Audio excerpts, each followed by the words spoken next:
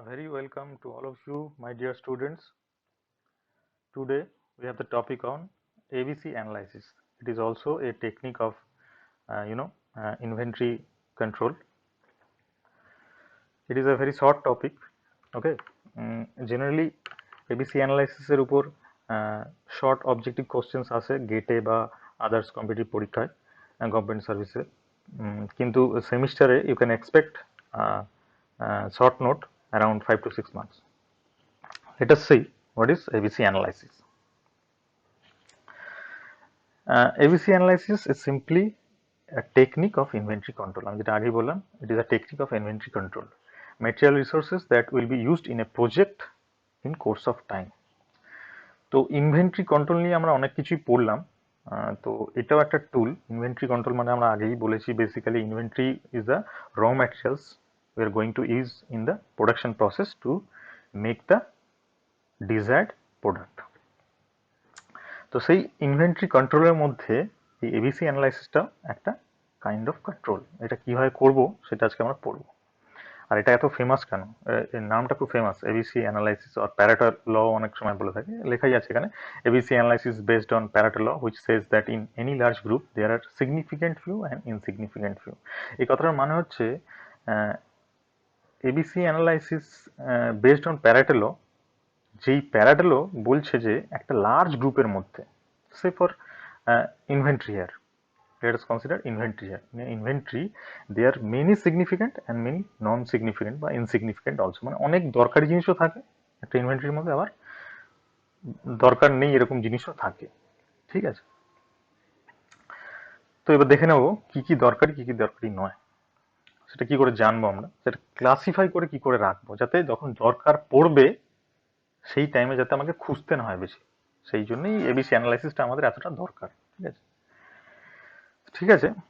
তো এবিসি অ্যানালাইসিসে আমাদের আসছে class A items, class B items and class C items. Class A items হচ্ছে ভ্যালুড প্রোডাক্ট, মানে হচ্ছে যেটার ভ্যালু হচ্ছে overall 40 to 80% value in the market, say for gold আর প্ল্যাটিনাম। ঠিক আছে, এটার পার্সেন্টেজ অফ আইটেমস মানে quantity is very less, lowest in the inventory, 5 to 25% around.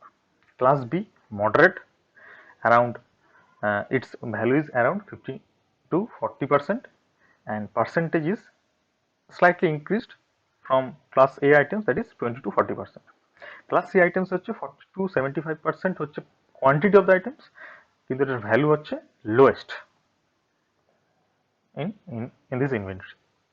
তো আমরা তিনটে ক্লাসিফিকেশন করব টোটাল যে ইনভেন্টরি আমার কাছে আসছে। ইনভেন্টরি ম্যানেজমেন্ট কিন্তু ভেরি টাফ থিং। ঠিক আছে, ইনভেন্টরি ম্যানেজমেন্ট যদি ঠিকঠাক না হয়, রাইট টাইমে আমরা রাইট জিনিসটা পাবো না, প্রোডাকশন হ্যাম্পার হবে, লস হবে। ঠিক আছে, তো আমরা কিভাবে ক্লাসিফাই করব সেটাই হচ্ছে এবিসি অ্যানালাইসিস দিয়ে করব। এবিসি অ্যানালাইসিস কি বলছে, এ ক্লাস আইটেমস যেটার ভ্যালু হচ্ছে এ ক্লাস, খুব ভালো 80% অ্যারাউন্ড, কিন্তু ওটার কোয়ান্টিটি অনেক কম থাকবে। ক্লাস বি আইটেমস হচ্ছে মডারেট, 40% ভ্যালু, কিন্তু পার্সেন্টেজ মডারেট থাকবে, ওর থেকে একটু বেশি থাকবে, 20 to 40%। ক্লাস সি আইটেমসের এর ভ্যালু হচ্ছে লোয়েস্ট, 5 to 20%, কিন্তু এর পার্সেন্টেজ অফ আইটেমস সব থেকে বেশি থাকছে এখানে। কেন থাকছে পরের স্লাইডে দেখছি। এখানে সাইলেন্ট ফিচার্স চলে আসলো। ক্যাটাগরি এতে অ্যাকুরেট ফোরকাস্ট। ফোরকাস্ট আমি আগেই বলেছি, আমরা জানি ফোরকাস্টিং কিভাবে করতে হয়, আমরা ফর্মুলাগুলো দেখেছি, ম্যাথমেটিক্যাল মডেল দেখেছি। ফোরকাস্টিং আমরা আগে থেকে প্রেডিক্ট করে দিই যে কোন জিনিসটা কত লাগতে পারে, কত সেলস হতে পারে। ঠিক আছে, প্রিভিয়াস সেলসের ডেটা নিয়ে, ঠিক আছে, আমরা ফোরকাস্ট করি। তো ক্যাটাগরি এতে অ্যাকুরেট ফোরকাস্টিং আমার লাগবে, অ্যাকুরেট ফোরকাস্টিং। এখানে কোনো এদিক ওদিক হবে না, যত এদিক ওদিক হবে তত লস হবে। জিনিসটা অনেক দামি, বাজার থেকে কিনতে হচ্ছে, কোনো কারণে ওটা লাগলো না, তার মানে ওটা একটা হোল্ডিং কস্ট, আমাদেরকে কিন্তু বারবার করে ওটা ইনকার করতে হচ্ছে, ওটার মেনটেনেন্স কস্ট আছে, নষ্ট হয়ে গেল কোনো কারণে, তাহলেও কিন্তু লস হলো। ক্যাটাগরি বিতে আসছে আমাদের approximate forecast. For category C no forecast. কেন? ভ্যালু অনেক কম, টেনশন নেই কোনো। নেক্সট হচ্ছে senior level involvement. Senior level involvement না হলে কি হবে, যে এটার মেনটেনেন্সে আছে সে যদি ফ্রেশার্স হয়, নিউ কামার হয়, তারা তো এক্সপিরিয়েন্স নেই। এক্সপিরিয়েন্স না থাকলে কি হবে, কিছু গন্ডগোল যদি হয়ে যায় তাহলে কিন্তু আবার আমাদের লস ইনকার করতে হবে। তো ক্যাটাগরি বি তে আমাদের বলছে যে মিডিল লেভেল ইনভলভমেন্ট হলেও হবে, ক্যাটাগরি সি তে জুনিয়র লেভেল হলেও হবে। Category A is strict degree of control. এটা অবভিয়াসলি ভ্যালুড সব থেকে দামি জিনিস ইনভেন্টরির, সেগুলো হচ্ছে স্ট্রিক্ট ডিগ্রি অফ কন্ট্রোলের মধ্যে থাকতে হবে। ক্যাটাগরি বি তে হচ্ছে moderate degree of control, category C তে হচ্ছে রিল্যাক্সড ডিগ্রি অফ কন্ট্রোল।